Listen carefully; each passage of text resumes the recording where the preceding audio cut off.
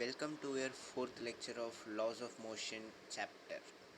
In last lecture we saw and we completed the first law of motion, that is every body continues to be in its state of rest or the state of uniform motion along a straight line unless it is acted upon by some external forces. We took the example of riding a bicycle in a frictionless ground. That was our example. So until and unless there is some external forces to stop you, you will be keep on moving in a uniform motion. That's what this law is explaining. Then we saw about resultant forces. We described about this diagram and the box, and later we saw something about rotating effect of force, then about moment of the force also known as torque, and then this symbol which you can easily know if you studied Hindi. It is called it in Hindi. And then this is the formula of torque, force into perpendicular distance. Torque is a vector quantity, that we know that. And then it is acting along the perpendicular direction to the plane containing the line of action of forces of and distance between them. And then there is some application of torque like gears, seesaw and steering wheel. Then we saw about principle of moments, that is normally this diagram. If you can't understand this diagram in this lecture, then just go back to your third lecture and just understand it, then come back here. In this lecture we will be discussing about this Newton's second law of motion completely from this area too, and we will do this derivation. This is very simple derivation. And then we will be studying about definition of 1 Newton, 1 dyne, unit of forces, unit force, gravitational unit force, and then that's all for second law. And with addition to that we will be doing impulse also. Okay, so starting with this lecture, according to this law, the force acting on a body is directly proportional to the rate of change of linear momentum of the body, and the change in momentum takes place in the direction of the force. See, we can separate it part by part. The force acting on a body is directly proportional. Short form for force is capital F. Okay, capital F is there, and directly proportional symbol is there, and then directly proportional to the rate of change of linear momentum. So what do you mean by rate of change? In ninth class you might have known that rate of change of displacement is called as velocity. Rate of change of velocity is called as acceleration. So what is rate of change? It's normally displacement divided by time taken is equal to velocity. So rate of change denotes divided by time taken. Rate of change of what here? Rate of change of linear momentum. So what is linear momentum? Linear momentum is denoted as P, capital P. Okay, so what is the formula of linear momentum? We discussed earlier in I guess second lecture. I guess we discussed there. Formula for linear momentum is mass into velocity of the object. So initial momentum Pi, Pi is written here, which is equal to mu. M denotes the mass of the object, and u denotes the initial velocity of the object. Then final momentum of the body, that is Pf, equals mass of the same body. Yeah, both are same body, na? So mm is same here. Then v is final velocity. So why velocity is changing here? Actually, if you accelerate somebody or retardation, you know, negative acceleration is called as retardation. So if you retard somebody, the velocity will differ. So how acceleration is taking place? Actually, if you just give more power to your tires, then velocity increases. So tire is giving some force, I mean some torque, to move the car faster. So if you give more force, your car will move more faster.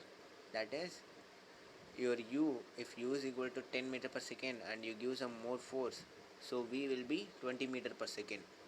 So final velocity, final momentum is more na. Yeah. Then change in momentum. What is change in momentum? Actually it is denoted by del p. Yeah, everyone know that is called as delta. Delta in short form we call it as del p. Okay, equals pf, final momentum minus initial momentum. So we are using this formula over here, mv minus mu. Since I took it as v is 20 meter per second and u is 10 meter per second, this negative sign will don't have any effect on the final answer. Okay, wait, I gone somewhere. To the rate of change of linear momentum of the body, and that change in momentum takes place in the direction of the force. See, if you are pushing a ball in one particular direction, I mean you are going to give a force by your hand to that ball in a straight direction, the ball will be moving in a straight direction na. It won't just diverge in some other direction, or it won't come back with you. If you just hit the ball, it won't come back. Why? Because you're going to give the force in that direction, in a straight direction, so the ball will move in that particular direction. That's what they are saying here. The change in momentum of the ball you're going to hit takes place in the direction of the force. So you're going to give the force in straight direction, and the ball's momentum is also going to be in the straight direction. That's what the last line means. And this line is very important, from the force to this thing, the body. So we can read it again. The force acting on a body is directly proportional to the rate of change of linear momentum. So here is the change in momentum, del p. So rate of change of linear momentum is del p by time taken. What they said, force is directly proportional to rate of change of momentum. So here they wrote that force is directly proportional to change in momentum divided by time. Rate of change of momentum, that is divided by time, and in a numerator we will be having change in momentum. If you remember this simple line, you can elaborate the law. If they ask you state Newton's second law, if you remember this thing, you can expand it. Very simple. What they wrote there, okay. The force, this is F is force na. The force acting on a body is directly proportional to. We have the symbol directly proportional to, so we are saying that directly proportional. The force acting on a body is directly proportional to the change in momentum divided by time, they wrote. So you know that divided by time is rate of change, rate of. So you must write that is directly proportional to the rate of change of momentum. That's it. See, here also they wrote the same thing na. This single line is enough to elaborate the law, and you must add another statement that the change in momentum takes place in the direction of the applied force. Very simple. You got the law. Next paragraph. This law helps us to measure the amount of force. Okay, we are going to derive the force formula by this law. We actually started deriving momentum formula. Momentum is equal to m into velocity. So here we will be having force is equal to something. That's what we are going to derive it here. So it is also called as law of force. If they ask state law of force or state Newton's second law, whatever they ask, write this law. You'll get, I guess you will be getting 2 marks. Okay, let m, small m, be the mass of a moving body moving along a straight line with an initial speed u. After a time interval of t, the velocity of the body changes to v due to the impact of a unbalanced external force F. So why they mentioned unbalanced external force? Why can't they mention balanced external force? Because if you see in our last lecture in this box, here we must be having a unbalanced force, because F net must not be zero, then only the block can move. That's called as unbalanced forces. If the force is balanced, then F net will be 0. That's why That's why they wrote it as unbalanced external force F. So if there is a force, then there will be change in speed. So if there is change in speed, there will be change in momentum. So if there is change in momentum, then we can derive force formula. See, from here, let m be the mass until this thing F. You must memorize and you must write in your answer if they ask derive force formula using Newton's second law. So this is from here you must start writing. Okay, from here till these things you must write. Then this is the last answer from here. Until this you must be writing. Once if you understand how to write, you will start writing automatically. This is so simple. So for starting here, initial momentum of the body, we know that pi, it is denoted by pi. This I is subscript, it is called as subscript. I is equal to mass into initial velocity u. Then final momentum of the body, pf, is equal to m into final velocity. Why this velocity is changing? Because of force. After applying force, we get some other velocity, so we are writing v. Then change in momentum is denoted by delta p. Delta p is equal to final momentum minus initial momentum. So we are taking the value from here and we are writing over here, that is mv minus mu. So we are going to apply Newton's second law here. From here after we will be applying Newton's second law. Until this we know this, we heard this before. We learnt about momentum in last topic and all. So after here only we are going to apply Newton's second law. So what Newton's second law said, what they told, what Newton said in his second law, force is directly proportional to rate of change of momentum. So F is directly proportional to change in momentum by time.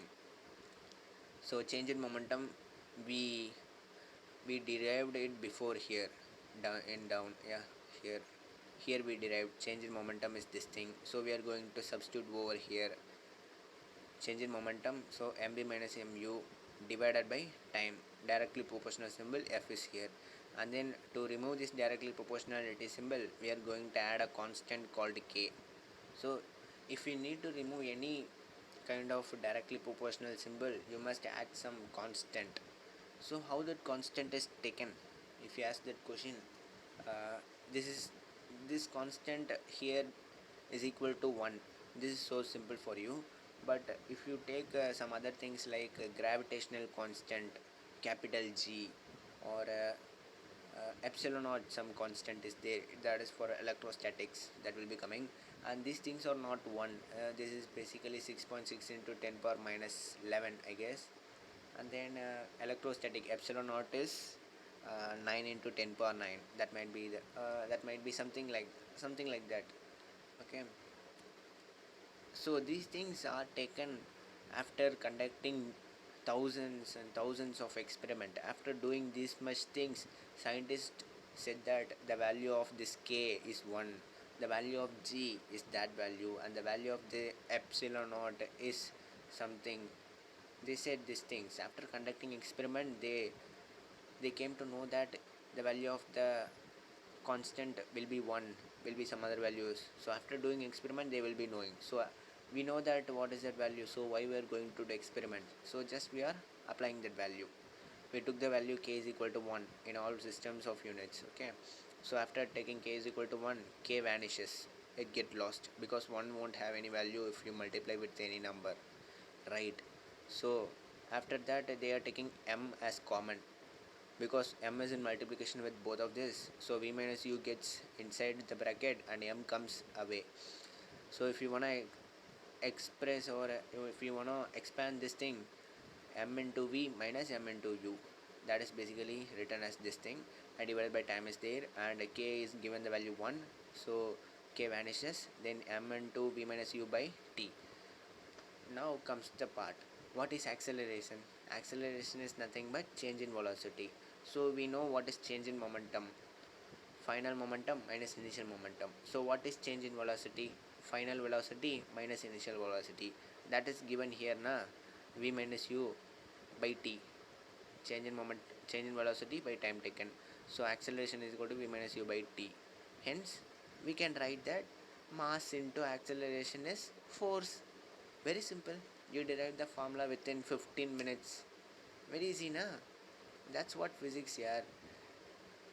I think so. You will be getting 5 marks if you derive this. If you derive this formula, and if you write this paragraph, that's all. You will be getting the marks. But knowledge matters more than marks. If you know how to derive, this question is not at all a tough thing for you. So if we expand this, force is equal to mass into acceleration. That's all. So simple. Okay, next. No external force is required to maintain the motion of a body moving with uniform velocity.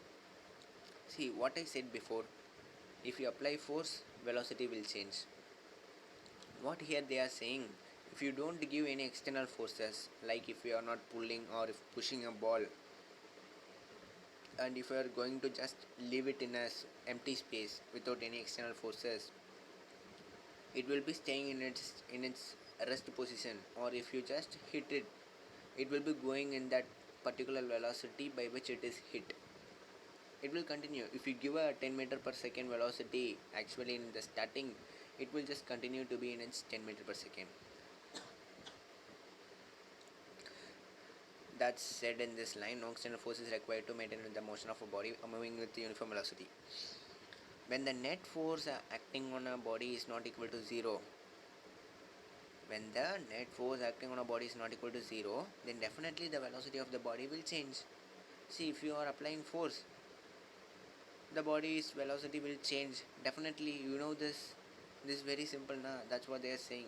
If the force is not 0, then the velocity of the object will change. That's all. So, thus, change in momentum takes place in the direction of the force. Change in momentum takes place in the direction of force. Yeah, we read it here now. There's nothing to explain. The change may take place either in magnitude or in direction or in both. So this statement have more things to explain. See, if you push a ball in a straight direction, it will increase its speed. In same way, if you start rotating a ball by using a string connected to it, like how to say, man, if you see in Olympics, they will say it as hammer throw. They will tie a heavy ball or a steel ball like something in the edge, and they will be having a rope, and they will be starting rotating that ball, and they will just swing it away. So in that you are applying force continuously, because the ball should not leave your hand very soon. But the ball which is rotating won't have that much acceleration or speed, or you might be seeing that the ball is just moving in constant speed. So where is the change of momentum occurring, you might be asking. But here you need to see there is change in direction. Actually, each time the ball is rotating, it is going in a straight line, but it is just for a point. Just for a point, it is moving in a straight line. Then, okay, if you take this thing, if the ball is here in this region, and it will be going straight like this in this straight direction, and after it going here, the ball will be moving in this direction. So particularly if you need to see, each and every time the ball is rotating, it is continuously changing direction. There is no change in magnitude. And after that, or in both or in both, if this is happening and this is happening, then both can also happen, na? There is no example needed. Next paragraph. Force is required to produce the acceleration of a body in a uniform circular motion. Even though the speed remains constant, the direction of the velocity changes at every point on the circular path. Circular path, what I explained by using this thing I explained, na? That's what they told here. In a circular path, the direction changes, but speed remains constant if you take uniform motion in circular path. Okay, So the acceleration is produced along the radius called as centripetal acceleration. See, here you might have got struck with, because centripetal acceleration is ninth topic and I can't explain it more and in depth here. Just centripetal acceleration acts towards the string. If there is a ball connected here and a string is connected with it here, and you are going to pull from this side in a circular path, so the centripetal acceleration will be in this direction, this side, from left to right, this direction the centripetal acceleration will be acting. So each and every minute, each and every point, the direction of the ball will be changing. The force which produces this acceleration is called a centripetal force, about which you have learnt in class 9th. So I can't do anything. If you don't know about class 9th, I can teach you. I will try. Okay, don't worry. Centripetal force. So you are going to rotate the ball. So you are going to apply centripetal force in straight direction using the string. String is nothing but a rope, man. Rope. கயிறுன்னு சொல்லுவாங்க. So then units of forces. You might have learned that unit of velocity is meter per second, unit of mass is kg, like that. So force is having some unit that's called as Newton. Yeah, Newton. Here also Newton. So he described many things, discovered many things, so gave the name as Newton. And in CGS system, centimeter grams against system, its unit is dyne. And then definition of 1 Newton.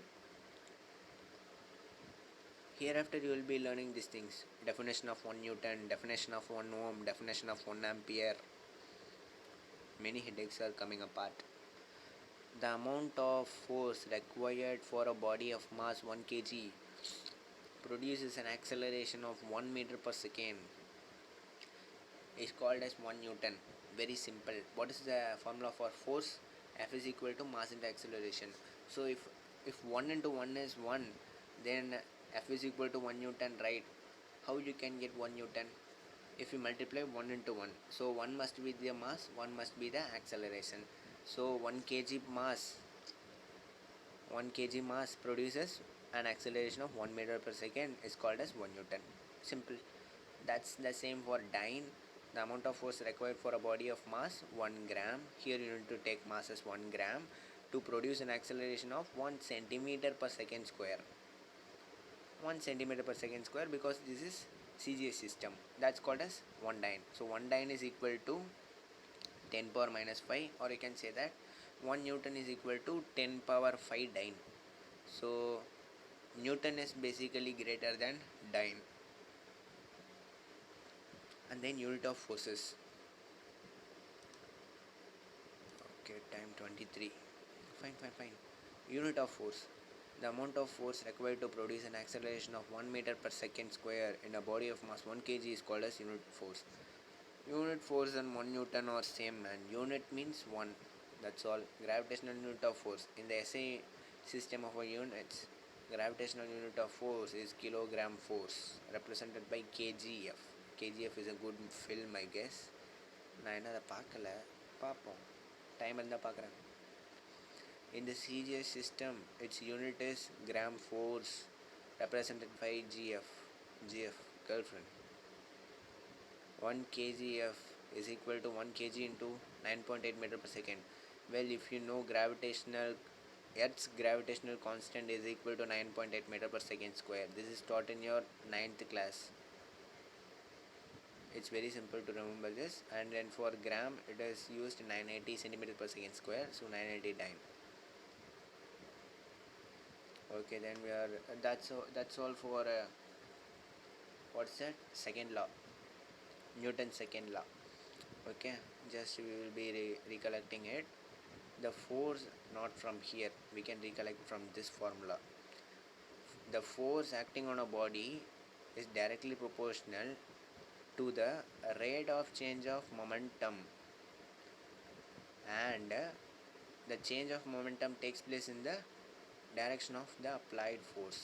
That's all the formula. See, that's all the law. The force acting on a body is directly proportional to the rate of change of linear momentum of the body, and the change in momentum takes place in the direction of the force.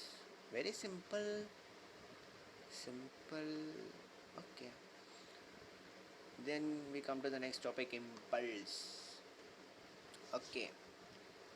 Uh, while teaching momentum, I said that momentum is a way to say what is force, and here we are going to use force to say what is momentum.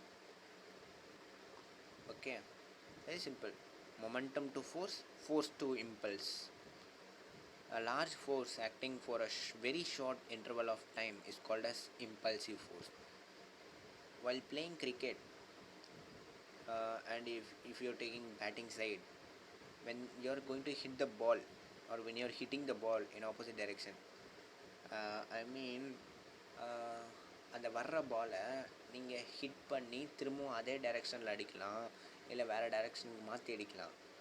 ஆனால் அந்த பால் உங்கள் bad கூட touch ஆகி இருக்கிற அந்த ஒரு time இருக்குல்ல, அது ரொம்ப கம்மி. It's like 1 second or 2, I mean 1 second or below 1 second. So that's a very short interval of time, but you are giving more force. அது 20 நியூட்டனில் வருதுன்னா நீங்கள் 20 நியூட்டன் கொடுத்து அதை திருப்பி அடிக்கணும். So that's a very big force amount. I mean, it's a very big force comparatively, but it is going to apply in very short period of time. So while playing batting, you are going to use impulsive force. When a force F acts on a body for a period of time t, then the product of force and time is known as impulse, represented by J.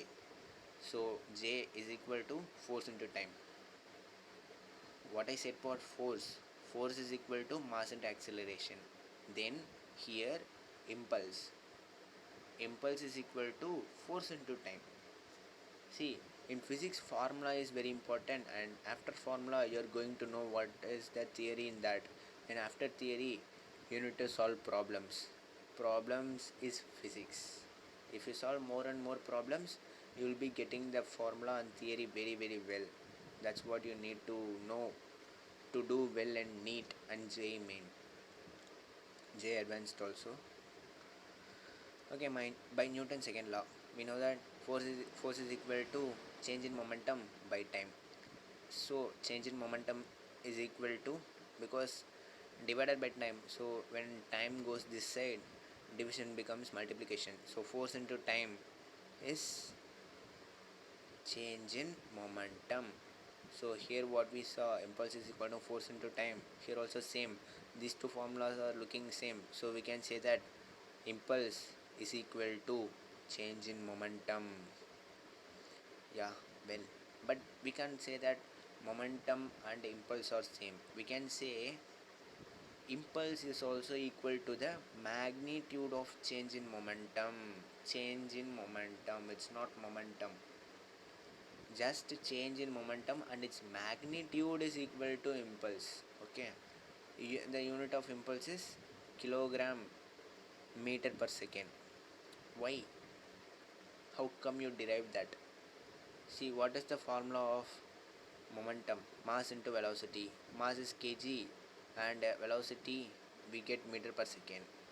So if you just subtract or add two quantities, I mean two similar quantities, you will be getting its final products and its SI unit as the same. See, if you subtract 20 meter per second and 10 meter per second, you will get 10 meter per second in that answer, final solution. The same is going to act here. So final momentum minus initial momentum will give some answer. There is some answer you will be getting. And what is that unit you will be getting is the same as momentum. That's why here impulse unit is also kilogram meter per second or Newton second. Then change in momentum can be achieved in two ways. How? A large force acting for a short period of time, this is called as impulsive force. Yeah, we know that. And there is change in momentum. Actually, whenever there is change in force, there is change in momentum. You must know that. If there is force, there is change in momentum. I'm damn sure in that. Then a smaller force acting for a longer period of time, How can you say that, man? Mm, mm, mm. For example, how can I say the example? Example. Where can I go for the example? Actually, I don't know any example for that. But you are sitting in your chair and you are going to apply some force to your chair, and that takes longer period. So that's the example for this. Many example you might be getting, man. Just leave this topic first. And then examples. We are going to see some examples for impulse. So what is impulse? Force into time. Force into time is impulse or change in momentum, we can say. Magnitude. In magnitude wise, we can say change in momentum is equal to impulse. Actually, if someone asks what is impulse, you need to say force into time taken. That's all. You are done. Don't say many other things because no one outside is going to ask you what is force, what is impulse. No one will ask. Just your papers will be asking. Exam papers. Examples: automobiles are fitted with springs and shock absorbers to reduce jerks while moving on uneven roads.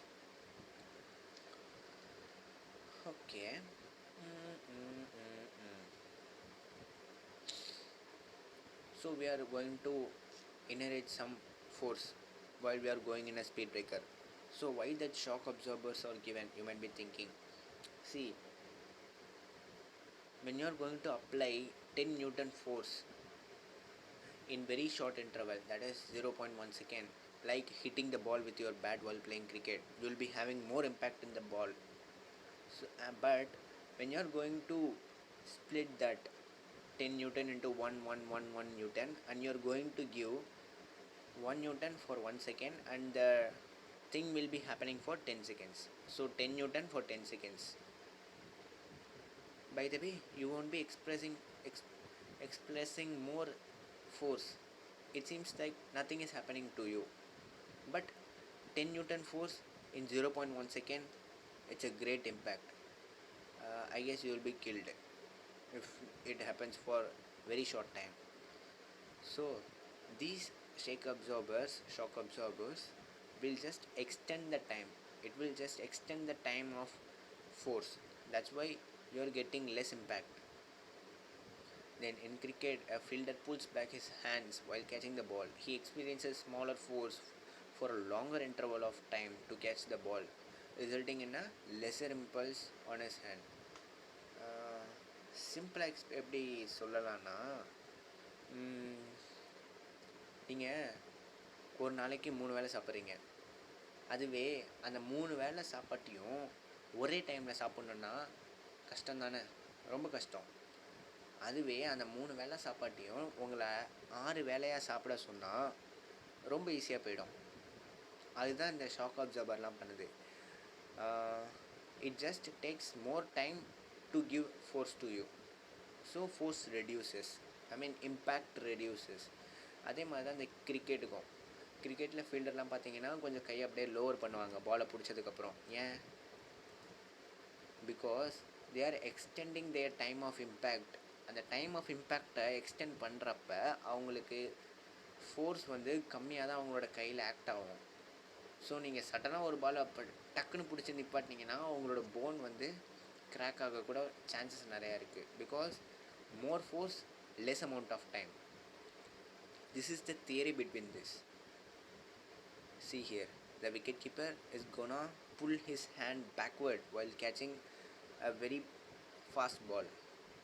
That's the application of impulse and impulsive forces here. And I guess the lecture is over. I completed impulse and Newton's second law of motion in this lecture. I guess this lecture is a bit bigger thing, but you can understand. I guess you can somewhat understand what I'm teaching. So if there is any doubts, just comment in the comment section below. And then if you like my video, like it, share it, subscribe my YouTube channel, learn something from it. That's all. Thank you. Bye bye.